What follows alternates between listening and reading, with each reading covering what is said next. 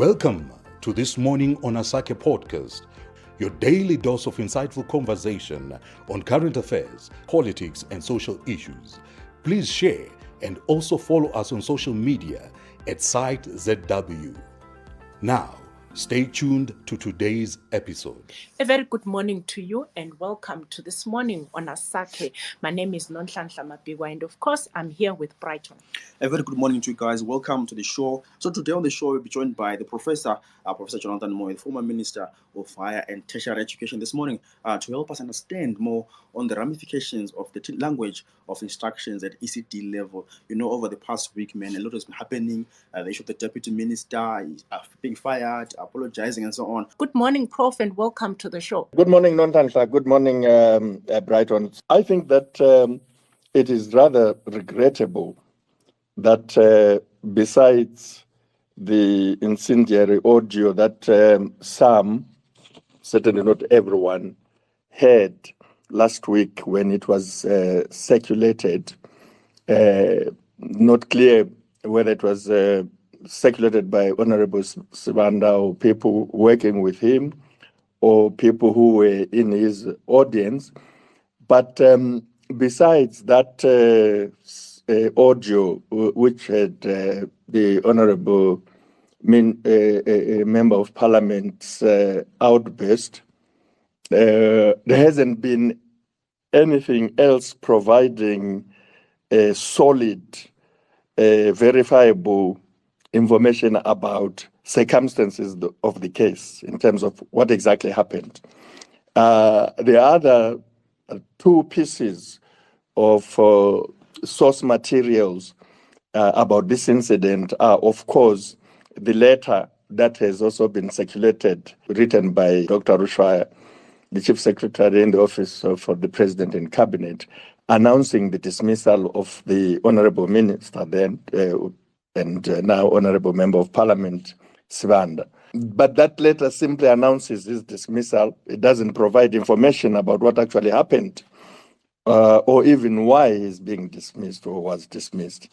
And then lastly, we have in the public domain the apology press statement by Honorable Sibanda, which he issued yesterday after he was fired. So we have a bit of a difficult situation, in my view, that here we are discussing something about which there is no independent, objective or balanced account of the circumstances of the case, the facts of the case, in terms of what really happened.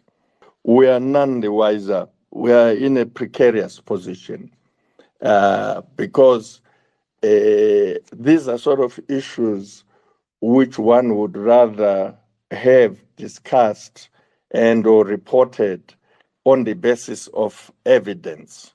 What is unfortunate in our case, and which in my humble opinion makes a difficult, if not hopeless case, is that we have a media that follows events about personalities, about scandals, drama, exciting stuff, and reports purely, if not exclusively, on the basis of the event.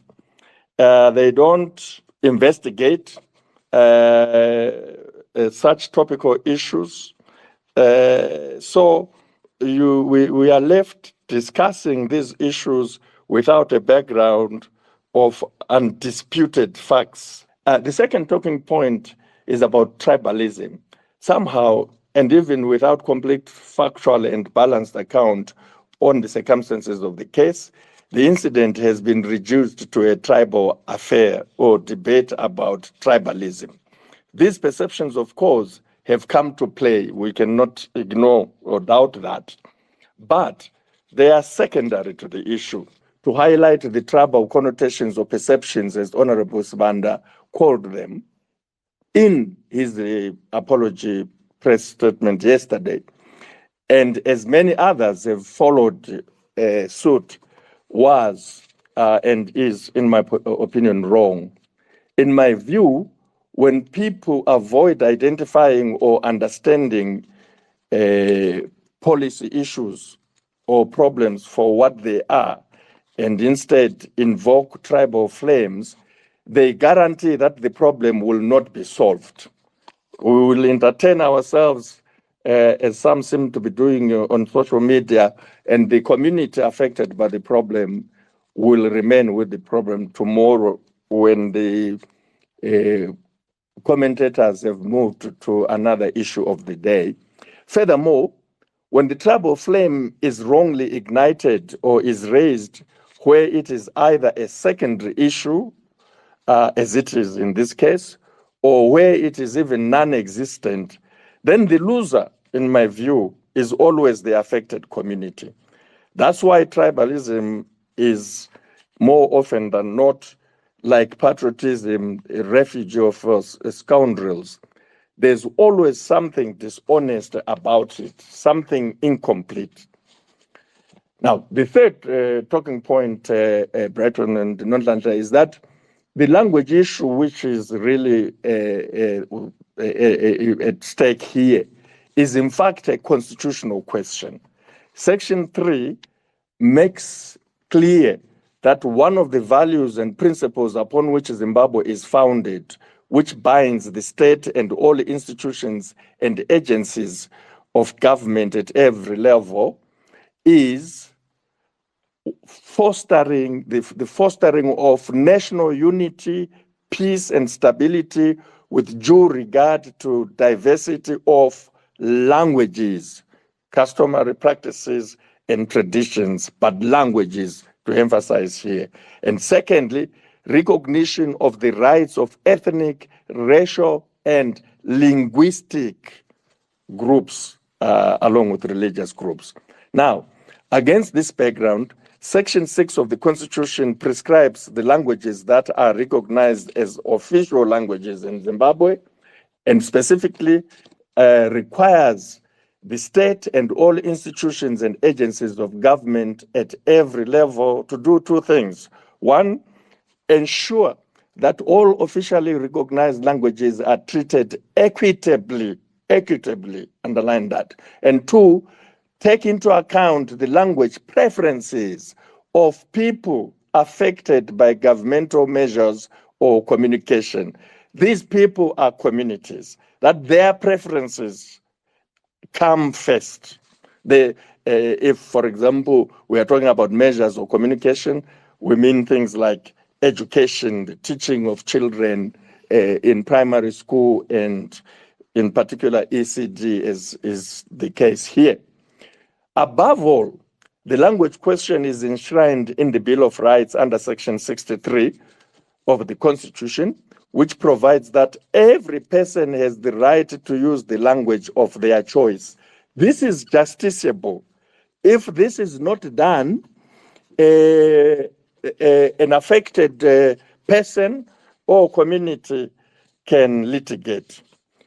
Now, in my view, there's something naive or wrong, seriously wrong, against this background for people such as Honorable Sibanda to invoke tribalism where or when you are dealing with a constitutional issue.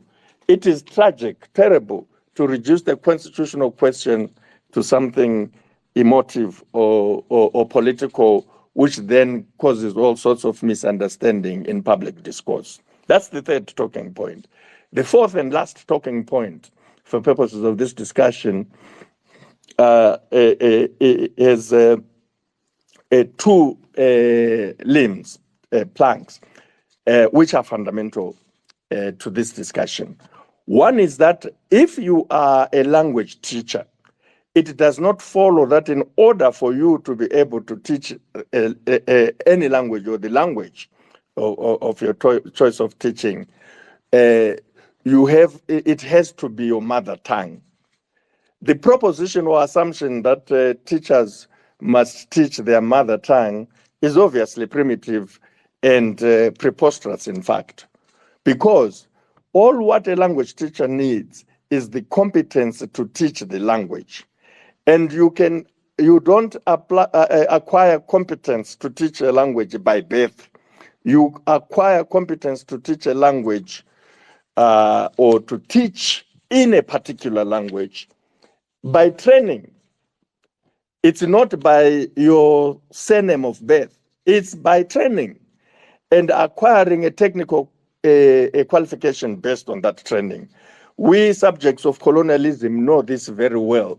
We are not born as English speakers, but we end up teaching in English, and not only teaching English, but teaching anything in English.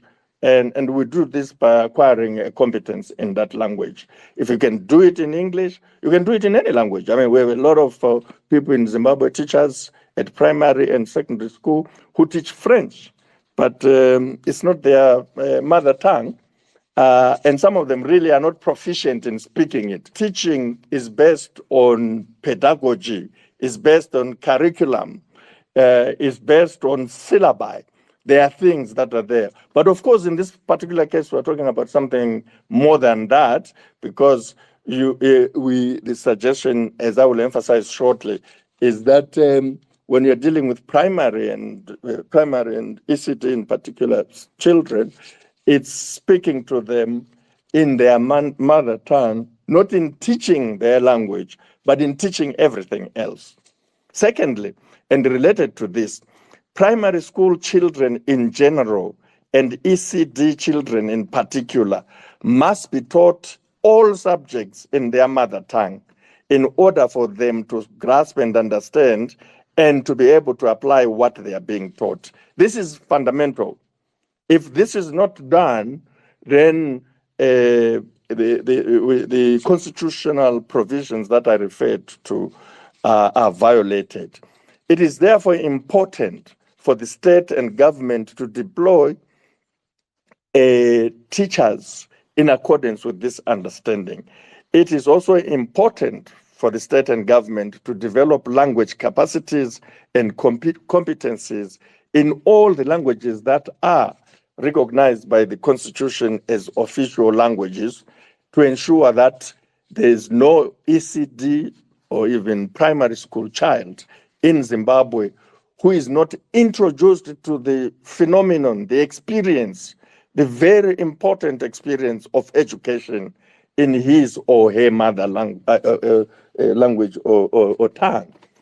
So, lastly, and fourthly, in this regard, it is a fact that we may choose to ignore, but this discussion gives us an opportunity to remember that the country, Zimbabwe, has teacher deployment and redeployment policy whose objective is to ensure that primary school children are in fact taught in their home language by deploying teachers who are qualified and competent in the language of the community where they are deployed. This has been recognized and understood in education in Zimbabwe generally from the start in 1980, but in particular from a more comprehensive and technical point of view, professionally speaking. From 1998, this has been policy, but since the 1999 in the Ramasanga Commission, this has been a holy grail. It is policy. But this policy obviously has challenges that need to be addressed. It is important, therefore, to have evidence-based monitoring and evaluation of this policy, of the implementation of this policy, whose findings should then be used to inform the training of primary school teachers and, more importantly, their deployment at specific schools in specific communities, and as well as, where necessary, their redeployment. To conclude, if we focus on what has been coming up on social media platforms, the tribal aspects of it, one, you are focusing on a secondary issue, but more importantly, you are missing the point, which is that, in fact, this is a fundamental constitutional issue. This is a fundamental policy issue. The policy is there, but the monitoring and the monitoring of the implementation of this policy leaves a lot to be desired. And if you look at the policy, you will find that, in fact, it is decentralized to empower schools and districts and provinces to be in charge. And if this is not happening, it's not the teacher who is the problem. It is the headmaster, the district education officer, the provincial education officer, and the Ministry of Education. Thanks so much, Professor, for coming through to the space discussing around the issue of ramifications of the language of instructions at ECD level. Thanks so much for your time, this morning. You are most welcome. Thank you for inviting me. Well, there you have it. The show comes to an end this morning. Thank you so much, guys. We've come to the end of the show. Don't forget to join us every weekday from 8:30 to 9:30. Otherwise, from myself, Nonhlanhla Mapigwa, and Brighton Ngube, it's bye for now. Thank you for tuning in to this episode. For feedback, you can contact us on 263-777-470017. Don't forget to follow and like our social media pages.